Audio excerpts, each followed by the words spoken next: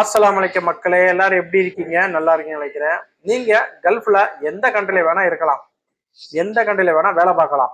ஆனா நீங்க இந்த தப்பை செஞ்சீங்க அப்படின்னா இனிமே எந்த காலத்துக்கும் எந்த கல்ஃப் கண்ட்ரிக்குமே போக முடியாத அளவுக்கு உங்களுக்கு டிராவல் பிளான் பண்ணப்படும், தடை செய்யப்படும். அந்த அளவுக்கு அதிகமா அட்வான்ஸா இப்ப கொண்டு வந்துட்டாங்க. எல்லா கல்ஃப் கண்ட்ரியும் ஓரளவு சரண்டைகளா வந்துருச்சு. கண்டிப்பா இந்த வீடியோ பாருங்க, இந்த தப்பை நீங்க பண்ணிடாதீங்க.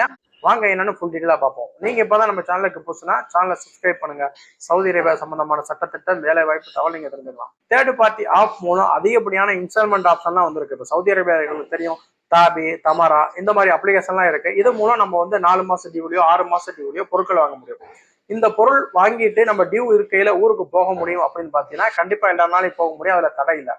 ஒருவேளை லோன் வாங்கின ஒருத்தர் ஊருக்கு போயிட்டு திரும்பி வரல அப்படிங்கிற பட்சத்துல தான் இங்க பிரச்சனையே ஸ்டார்ட் ஆகுது.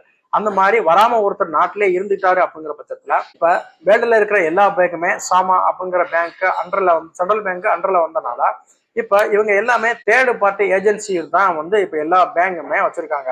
அப்படிங்கிற பட்சத்துல அந்த தேர்டு பார்ட்டி ஏஜென்சியானது இந்தியா, துபாய்ன்னு சொல்லிட்டு எல்லா கல்ஃப் கண்ட்ரிலுமே இருக்கு. அப்ப நீங்க ஏதோ ஒரு கண்ட்ரில இருந்து நீங்க இந்த மாதிரி ஒரு லோனை வாங்கிட்டு நீங்க போயிட்டு திரும்பி வரல அப்படிங்கிற பட்சத்துல அந்த தேர்ட் பார்ட்டி ஏஜென்சியானது இப்ப இந்தியாவில் இருக்காருங்க அப்படின்னா இந்தியாவில் இருக்கிற அவங்களோட ஏஜென்சியை கான்டாக்ட் பண்ணி அவங்க மூலம் உங்களோட தொடர்புகளை போய் செய்யறாங்க. உங்க மெயில் ஐடிக்கு ஒரு மெயிலோ இல்ல உங்க மொபைலுக்கு ஒரு குறுஞ்செய்தியோ வருது, இந்த மாதிரி நீங்க பணம் கட்டாம இருக்கீங்க, உடனே கட்டுங்க அப்படின்னு. ரைட்ஸ் ஆஃப் ரீகவரி அப்படிங்கிற ஒரு அமைப்பு மூலம் இந்த செயல்பாடு நடக்குது. நீங்க எவ்வளவு அமௌண்ட் டியூ அமௌண்டோ அந்த அமௌண்ட்டை கட்டினா தான் உங்களுக்கு என்ஓசி தர்றாங்க. அந்த என்ஓசி நீங்க வாங்காத வரைக்கும் நீங்க கல்ஃப்ல இருக்கிற எந்த கண்ட்ரிக்குமே நுழைய முடியாது. ஒருவேளை நீங்க வெளிநாட்டுக்கே போல, உள்நாட்டுல இருந்தா என்ன, நம்ம வாட்டு நம்ம ஊர்ல இருந்துடலாமே அப்படின்னு நீங்க நினைக்கலாம். அதுவும் கூடாது.